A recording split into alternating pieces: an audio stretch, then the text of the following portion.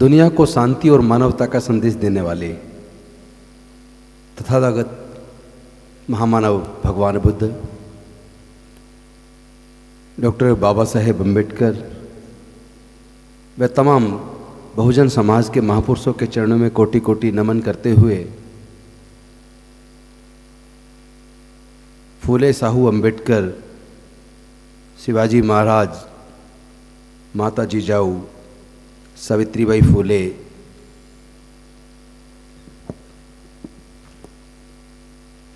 माता रमाबाई, इन सभी महान शख्सियतों को जन्म देने वाली इस धरती, महाराष्ट्र की धरती को मैं नमन करता हूँ। मंच पे आसीन सभी अतिथिगण और सभी साथियों, सभी को क्रांतिकारी जय भीम, विनम्र नमो बुद्धाय। सबसे पहले तो मैं हजारों साल की अंधकार के जीवन से, उनके गुलामी को तोड़कर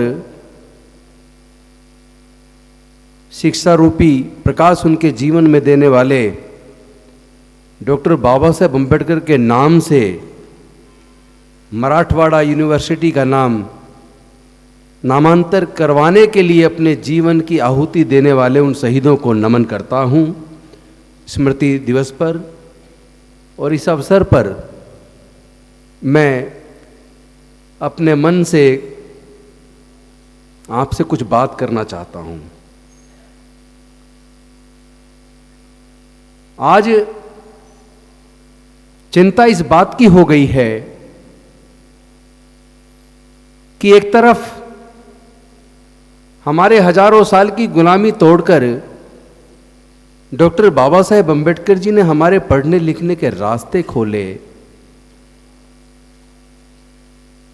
उनके नाम से मराठवाड़ा यूनिवर्सिटी का नामकरण कराने के लिए सैकड़ों लोगों ने अपनी जीवन की कुर्बानी दी। लेकिन आज सरकार ऐसे हालात पैदा कर रहे हैं कि इन कॉलेजेस के अंदर हमारे समाज के लोग भविष्य में पढ़ नहीं पाएंगे।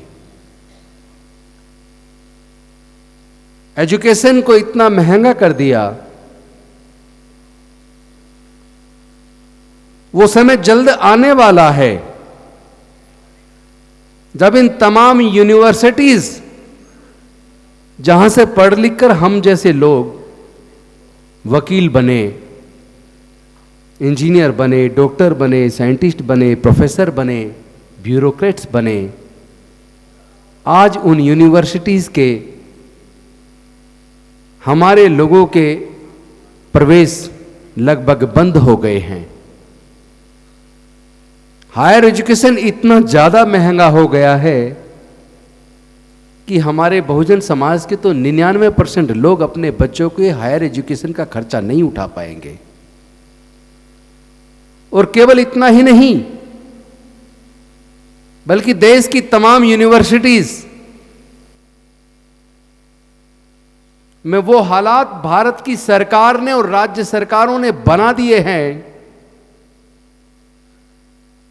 जिस प्रकार Bharat railway, airports, air India, ONGC, तमाम पेट्रोलियम कंपनियां, गैस कंपनियां, भारत के बैंक, भारत की इंश्योरेंस कंपनीज और न जाने कितनी नवरत्न कंपनियों को घाटे में पहुंचाकर बेच दिया गया है, तो वो दिन भी अब दूर नहीं जब देश के तमाम बड़े विश्वविद्यालयों को ये कहते हुए कि ये घाटे में चल रहे हैं, इन सारी यूनिवर्सिटीज़ को भारत की सरकार और तमाम राज्य सरकारें धीरे धीरे उनको भी बड़े बड़े पूंजीपतियों को बेच देंगे। पता नहीं आपको ये चिंता है या नहीं है। हो सकता है कुछ लोग कहें कि ऐसा नहीं हो सकता, लेकिन जरा बताइए, क्या अब से 40 साल पहले, 30 साल पहले किसी ने सोचा था कि भारत का रेलवे बिक जाएगा, भारत का पोस्टल डिपार्टमेंट बंद हो जाएगा, भारत का MTNL, BSNL बिक जाएंगे, भारत के बैंक बिक जाएंगे, भारत की इंश्योरेंस कंपनियां बिक जाएंगी, भारत की तमाम पेट्रोलियम कंपनियां, गैस कंपनियां बिक जाएंगी। क्या अब से 30 साल पहले किसी ने यह कल्पना की थी? शायद नहीं की थी। लेकिन क्या यह सच नहीं कि पिछले कुछ वर्षों में वो भारत की नवरत्न कंपनियां जो हर साल हजारों करोड़ का मुनाफा कमाकर भारत सरकार को दिया करती थी, वो ज्यादातर कंपनियां एक साजिश के तहत पहले घाटे में पहुंचाई और उसके बाद बेच दी। अगर वो बड़े पूंजीपति उन्हीं कंपनियों को खरीदकर फायदे में पहुंचा सकते हैं, तो भारत की सरकार और तमाम राज्य सरकारें मिलकर और उन मेरिटधारियों को, जो लोग हमेशा मेरिट की बात करते हैं, इन सारे कंपनियों के सीईओ, इनके डायरेक्टर, इनके मेडिकल डायरेक्टर वही तो थे। फिर उनकी काबिलियत कहां चली गई? फिर क्यों वो सारे संस्थान घाटे में चले गए? क्यों वो सारे संस्थान बिक गए? मैं आपका सबका ध्यान इस ओर आकर्षित करना चाहता हूं कि ये कंपनियां अपने आप घाटे में नहीं गई हैं। ये कंपनियां उन्हीं मेरिटधारियों ने जानबूझकर षड्यंत्र के तहत ऐसी नीतियां बनाई कि उनको पहले घाटे में पहुंचाया और फिर अपने दोस्त बड़े बड़े पूंजीपतियों के हाथों बेच दिया। तो क्या हमारे स्वतंत्रता सेनानी, जिन्होंने भारत को आजाद कराने के लिए अपने जीवन की कुर्बानी दी, या वो भारत के संविधान निर्माता, जिन्होंने एक ऐसे आधुनिक भारत का सपना देखा था जहां भारत के सभी लोगों को सरकारी खर्चे पर एक जैसी क्वालिटी एजुकेशन मिलेगी, जिन्होंने यह सपना देखा था कि भारत के लोगों को सरकारी खर्चे पर क्वालिटी हेल्थ सर्विस मिलेगी, भारत के लोग स्वाभिमान के साथ जिएंगे, भारत के लोग स्वतंत्रता पूर्वक अपनी बात रख पाएंगे, भारत के लोग अपनी इच्छा से अपनी आस्था प्रकट कर पाएंगे, अपनी इच्छा से अपना धर्म चुन पाएंगे। क्या उन स्वतंत्रता सेनानियों के सपने पूरे हो रहे हैं, जिन्होंने सोचा था कि सबको रोजगार मिलेगा, कोई भूखा नहीं रहेगा? तो फिर भारत कुपोषण के मामले में दुनिया में इतनी बुरी हालत में क्यों पहुंच गया? तो फिर भारत में बेरोजगारी दर इतनी ज्यादा क्यों बढ़ रही है? भारत में इतनी महंगाई क्यों हो रही है कि लोग भूखे रहने पे मजबूर हैं? एक तरफ हमारे समाज के क्रांतिकारियों ने मराठवाड़ा यूनिवर्सिटी का नाम डॉक्टर बाबा साहेब अम्बेडकर के नाम पर लिखवाने के लिए अपने प्राणों की आहुति दे दी, कुर्बानी दे दी, शहीद हो गए। लेकिन दूसरी तरफ अब तो उससे भी ज्यादा बड़ी कुर्बानी की जरूरत आ पड़ी है। अब तो आपके बच्चे कॉलेज में जा ही नहीं पाएंगे, आप लोग अपने बच्चों के हायर एजुकेशन की फीस नहीं दे पाएंगे। इतनी बड़ी साजिश देश की सरकारों ने स्वयं रच के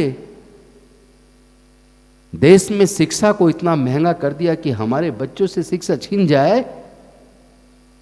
क्या आपको ये दर्द का एहसास नहीं है? क्या आपके बच्चे भविष्य में पढ़ पाएंगे? क्या आपके बच्चे डॉक्टर, इंजीनियर, जज, कलेक्टर बन पाएंगे? बलाओ डॉक्टर बाबा साहेब अम्बेडकर का, जिन्होंने अपने 4-4 बच्चों की कुर्बानी देकर, अपनी पत्नी माता रमाबाई की कुर्बानी देकर, अपने आप को जलाकर हमारे जीवन में रोशनी पैदा की। जो वो हमें देकर गए 70% हमारे सबके होते हुए छिन गया। और हालात ये हैं, अगर यही हालात बरकरार रहे तो आने वाले 10 से 15 सालों में जो 30% बचा है वो भी छिन जाएगा। इसलिए हमारी और आपकी सबकी यह जिम्मेदारी बनती है, फिर से हमें कुर्बानी देने के लिए तैयार होना पड़ेगा। केवल जो ये 30% बचा है इसको ही नहीं बचाना है, जो 70% छीना है उसको भी वापस लेना है। जब देश के सारे संसाधन बिक गए, देश की सारी कंपनियों को प्राइवेटाइज कर दिया, फोर्थ क्लास एम्प्लॉयमेंट को पूरी तरह आउटसोर्स करके ठेके पे दे दिया, ठेकेदारी प्रथा लागू कर दी, इसका मतलब हमारे लोगों की जो नौकरियां रिजर्वेशन की वजह से मिल जाया करती थी, जिसकी वजह से हमारे घरों में थोड़ी सी खुशहाली आई, थोड़ी बहुत तरक्की आई, वो तरक्की बंद हो गई, वो खुशहाली आपके दोबारा से छिन गई है। लड़ाई लड़नी होगी। अगर आप लोग चाहते हैं आपके आने वाले बच्चे आजाद पैदा हों, अगर आप नहीं चाहते आपके आने वाले बच्चे गुलाम हो जाएं, अगर आप नहीं चाहते कि आपके बच्चों से शिक्षा पूरी तरह छिन जाए, और अगर आप नहीं चाहते कि आपके बच्चे पढ़ाई के अभाव में मजदूर बन जाएं, मजदूर बनने का मतलब गुलामी, तो ये लड़ाई आपको लड़नी होगी। फिर से समाज कुर्बानी मांग रहा है। बहुत से लोगों ने मुझे कहा कि तुमने मंत्री पद से इस्तीफा नहीं देना चाहिए था। मैं आप सब साथियों से पूछना चाहता हूं, अगर डॉक्टर बाबा साहेब अम्बेडकर रिजर्वेशन की व्यवस्था ना करते तो क्या हमारे समाज के लोग जो डॉक्टर, इंजीनियर, जज, कलेक्टर, साइंटिस्ट, प्रोफेसर बने हैं, क्या बन पाते? अगर डॉक्टर बाबा साहेब अम्बेडकर शिक्षण संस्थानों में रिजर्वेशन की व्यवस्था ना करते तो क्या हम लोग पढ़ पाते? अगर डॉक्टर बाबा साहेब अम्बेडकर राजनीतिक आरक्षण ना देते तो क्या मैं एमएलए और मंत्री बन पाता? क्या बहन मायावती मुख्यमंत्री बन पाती? क्या रामनाथ कोविंद राष्ट्रपति बन पाते? क्या द्रौपदी मुर्मू राष्ट्रपति बन पाती? अरे जिन डॉक्टर बाबा साहेब अम्बेडकर की वजह से हम एमपी, एमएलए और मंत्री बने, उनके सपने को पूरा करने के लिए एक मंत्री की कुर्सी बहुत छोटी, अगर जान कुर्बान करनी पड़े तो हम तैयार हैं। अगर विकल्प केवल एक हो, या तो मंत्री की कुर्सी सुरक्षित रखो या फिर डॉक्टर बाबा साहेब अम्बेडकर के सपने को पूरा करो, तो मैं डॉक्टर बाबा साहेब अम्बेडकर के सपने को पूरा करने को अंजाम दूंगा, उसी को स्वीकार करूंगा। आज परिस्थितियां बहुत विकट हैं। हमारे आने वाले बच्चों का भविष्य खतरे में है, और अगर सच बोल दूं तो न केवल हमारे बच्चों का भविष्य खतरे में है, न केवल बहुजन समाज के लोगों की आज़ादी खतरे में है, आज तो हालात ये हैं कि खुद हमारे देश की, भारत की आज़ादी खतरे में है। एक ईस्ट इंडिया कंपनी आई तो 300 साल लगे आज़ाद होने में, आज तो कई कंपनियों के हाथों पूरे भारत को सौंप दिया हमारे देश की केंद्र की सरकार ने। वो कंपनियां मुनाफा कमाएंगी या देश की तरक्की करेंगी? वो कंपनियां मुनाफा कमाने आई हैं। ऐसी कौन सी जादू की छड़ी है उनके पास जो देश की बड़ी बड़ी कंपनियां घाटे में चल रही, उनको खरीद के वो फायदे में पहुंचा देंगे? एक्चुअली कंपनियां तो फायदे में थी, साजिश करके पहले उन्हें घाटा दिखाया और फिर अपने दोस्तों को बेच दिया। उसके बावजूद भारत के लोग अभी भी जाग नहीं रहे, अंधभक्त हो गए हैं। मुझे डॉक्टर बाबा साहब अम्बेडकर की वो चिंता जो 25 नवंबर 1949 को संविधान सभा के सामने जो उन्होंने चिंतन जाहिर किया था अपने भाषण के अंदर, जिस दिन लोग, भारत के लोग धर्म को देश से ऊपर मान लेंगे, उस दिन भारत की आजादी खतरे में पहुंच जाएगी। आज वही हालात है, देश की आजादी खतरे में पहुंच गई है। और ये खतरा इसलिए और ज्यादा बढ़ गया क्योंकि हमारे लोगों में भी एक आदत हो गई है, हम लोग व्यक्ति से जुड़ते हैं, विचारधारा से नहीं जुड़ते। हम लोग व्यक्ति पूजक बन गए हैं।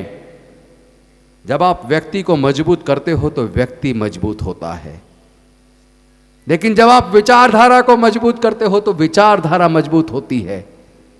इसीलिए मैं पूरे देश में जाकर लोगों को बोल रहा हूं, आपको राजेंद्र गौतम से जुड़ने की जरूरत नहीं है, राजेंद्र गौतम को मजबूत करने की जरूरत नहीं है, राजेंद्र गौतम जैसे नेताओं के गले में मालाएं पहनाने की जरूरत नहीं है। आपको डॉक्टर बाबा साहब अम्बेडकर की और तथागत बुद्ध की विचारधारा से जुड़ने की जरूरत है, उस विचारधारा को मजबूत करने की जरूरत है। विचार रहेगा तो बच्चों का भविष्य सुरक्षित रहेगा। लेकिन अगर हमने व्यक्ति को मजबूत किया, व्यक्ति बीमार होकर मर सकता है, व्यक्ति कल को बिक सकता है, गद्दार हो सकता है, तो क्या पूरा मूवमेंट हम किसी व्यक्ति को सौंप के पूरे मूवमेंट को खत्म कर दें? इसीलिए मैं बार बार कहता हूं, व्यक्ति से नहीं, डॉक्टर बाबा साहब अम्बेडकर तथागत बुद्ध और हमारे महापुरुषों की विचारधारा से जुड़ो, उस विचार को मजबूत करो जो विचार समतावादी है, मानवतावादी है, जिसके अंदर समता, स्वतंत्रता, बंधुता, न्याय, प्रज्ञा, शील, करुणा और मैत्री है। काफी लंबे समय से आप लोग बैठे हैं, मैं आए दिन हर मुद्दे पर चिंतन करता हूं। घंटों घंटों चिंतन करने के बाद अपनी बात को व्यक्त करने में 1 घंटा तो कम से कम लग जाता है, लेकिन आप तो सुबह से बैठे हैं और YouTube पे या Facebook पे भी मुझे सुनते रहते होंगे, इसलिए मैं आज बहुत ज़्यादा लंबा नहीं बोलूँगा। मैं ऐसे शहीदों को नमन करता हूँ जिन्होंने मराठवाड़ा यूनिवर्सिटी का नाम डॉक्टर बाबा साहब अम्बेडकर जैसे क्रांति सूर्य के नाम पर रखवाने के लिए अपने जीवन की कुर्बानी दी। लेकिन साथ में निवेदन करता हूँ, फिर से कुर्बानी की जरूरत है, क्रांति फिर से करनी होगी, क्योंकि जो क्रांति डॉक्टर बाबा साहब अम्बेडकर ने की थी, जो क्रांति ज्योतिबराव फूले, सावित्रीबाई फूले, माता रमाबाई ने की थी, जो क्रांति